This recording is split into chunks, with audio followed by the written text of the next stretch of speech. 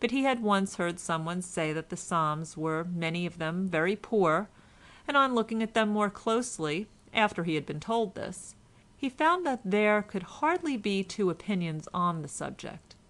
So he caught up the remark and reproduced it as his own, concluding that these Psalms had probably never been written by David at all, but had got in among the others by mistake. The essay, perhaps on account of the passage about the Psalms, created quite a sensation, and on the whole was well received. Ernest's friends praised it more highly than it deserved, and he was himself very proud of it, but he dared not show it at Battersby. He knew also that he was now at the end of his tether. This was his one idea. I felt sure he had caught more than half of it from other people. And now he had not another thing left to write about. He found himself cursed with a small reputation which seemed to him much bigger than it was, and a consciousness that he could never keep it up. Before many days were over he felt his unfortunate essay to be a white elephant to him, which he must feed by hurrying into all sorts of frantic attempts to cap his triumph, and, as may be imagined, these attempts were failures. He did not understand that if he waited and listened and observed, another idea of some kind would probably occur to him some day, and that the development of this would in its turn suggest still further ones.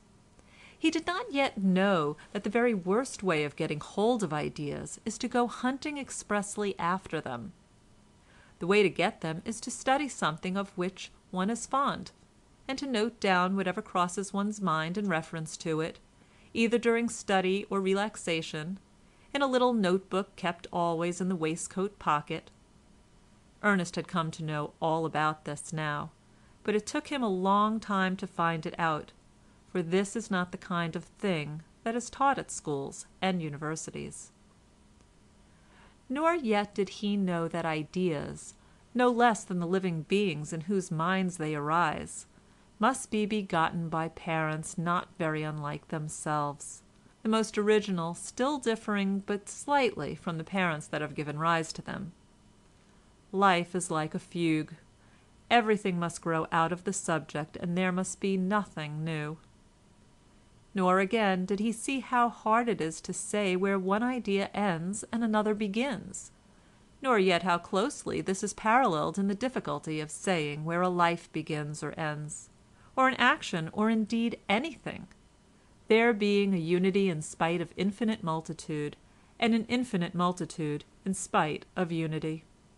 He thought that ideas came into clever people's heads by a kind of spontaneous germination, without parentage in the thoughts of others or the course of observation, for as yet he believed in genius, of which he well knew that he had none, if it was the fine frenzied thing he thought it was.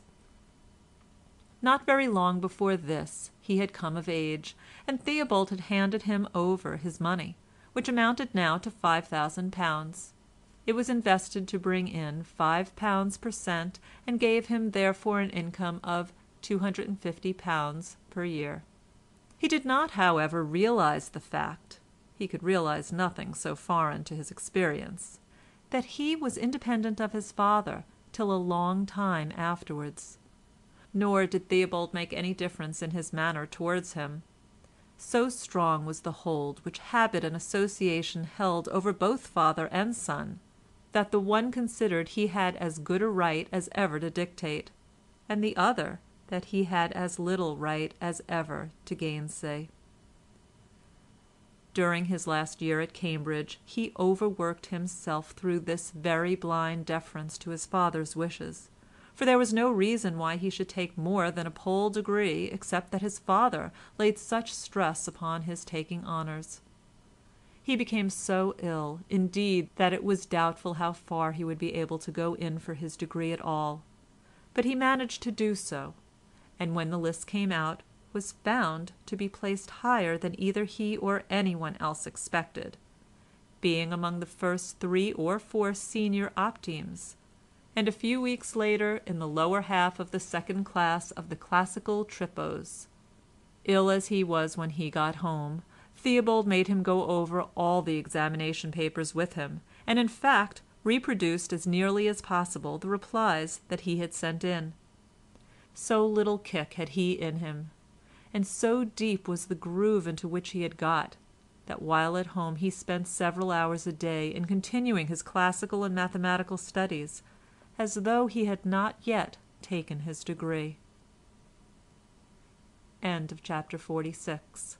Recording by Rhonda Fetterman.